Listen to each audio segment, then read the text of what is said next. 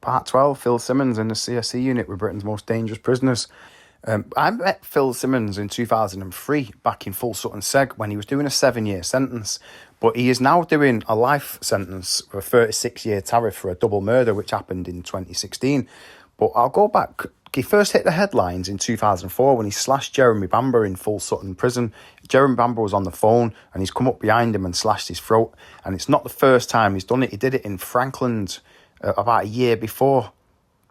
But I was on a lie down in about September 2003 in Full Sutton, and Simo was on the other side. I used to hear him at his door, and one day he's banged a screw and he's in the strip cell next door to me. And that's where I got to know him. He was there about a week or so or something like that, and I used to chat to him, and he was quite a funny guy. He was a bit of a character.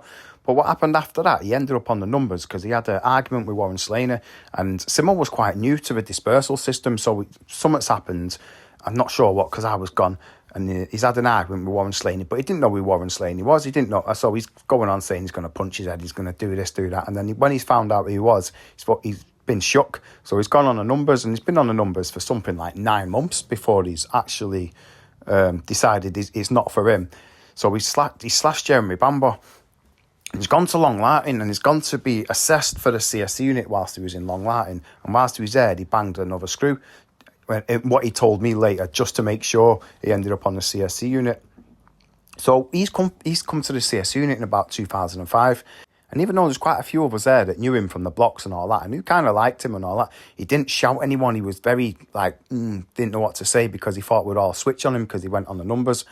But the CSC, the Woodhill at the time was just full of cranks and just weirdos and people just medicated out of their head, and we were quite happy to have someone who was a bit more normal, someone you could have a chat with and have a laugh with and stuff like that.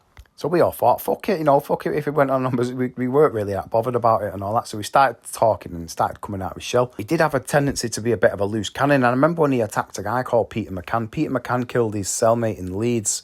Peter McCann, his auntie, Wilma McCann, was the first victim of the Yorkshire Ripper. And Peter McCann was a quiet guy. He didn't bother anyone. He didn't join in with anything when it was kicking off or anything like that. But he's had an argument with Simo in Long Lartin over something. I don't know what, I weren't there.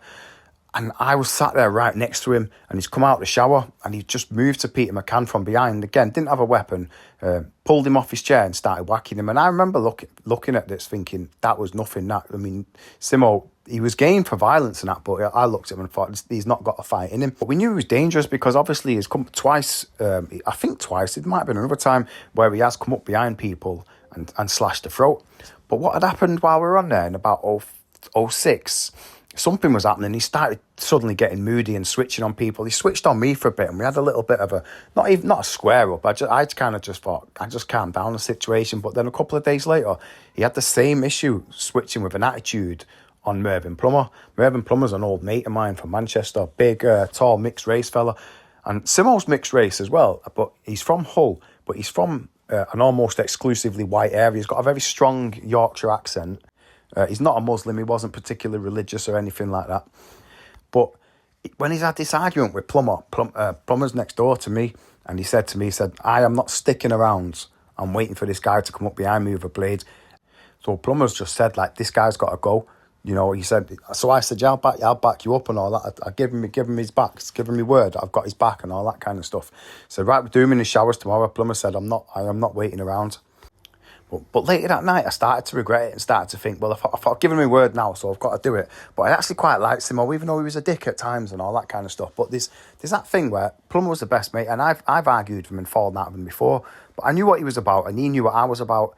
I knew at the very worst, we just wouldn't speak for a couple of days. I was going to sneak up and attack on him, and I knew that. I knew he weren't going to attack me. I knew he weren't going to put a note in the box or anything like that.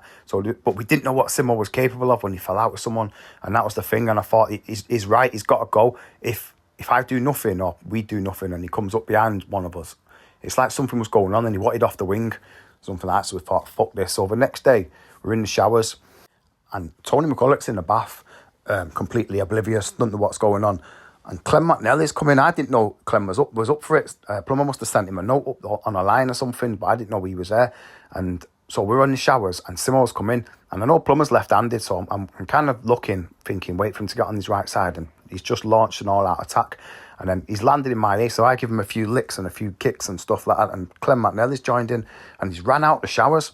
And next thing, the screws come in, and they banged us all up. And then within about half an hour, they've got him out, and Simo's just grassed us all up. And so 3 of us have been... So obviously Tony's not been moved because he didn't have anything to do with it. So Simo's obviously told the screws, what's happened. They've all just jumped him and all that. Because when the screws came in, Plumber was actually behind the door. So they've opened it, and the first thing they saw was Clem just doing nothing. Tony in the bath and me sat on the toilet because Plumber was behind the door, so we didn't see anything. So obviously Simo's snitched. So I've ended up being shipped out to Wakefield. Simo's ended up going to Whitemore, and Plumber's gone to Strangeways on the lie down. And he didn't have that long left. He had about a year left, and he sorted it out in Whitemore CSC Unit and got sent to Hull for local discharge. And that was the last I've heard of him until 2016, when it was all over the news that 2 bodies had been found in a garden in Hull. And I was actually in Gartree at the time with Steve Gallant, who became headlines after taking on the London Bridge terrorist attack. And he's from Hull, and he knows Simo quite well. And he told me that it was Simo that got done for the double murder. And a couple of years later, I saw a letter from him in Inside Time, where he's become a Muslim now and all that. So he's now nearly 10 years into a 36-year tariff. But one thing what struck me about that, because years later, and on reflection, this is nearly 19 years ago, so it's nearly 20 years ago, and that was my last act of violence that I ever committed. I have not been violent or anything since then. It was still another 10 years before they actually let me out the CSC. Well, about 9 years after that or something like that. But it took some convincing of putting that shit behind me. But I did kind of regret it as well, because like I said before, I actually liked Simo. I did, but Plummer was my good mate, and he was a good mate from back in YOs and stuff like that. And I felt I had to back him, because I would have regretted it if Simo would have come out of a blade and done something like that. So, and that's the end of this story. So hopefully there's no hard feelings between us.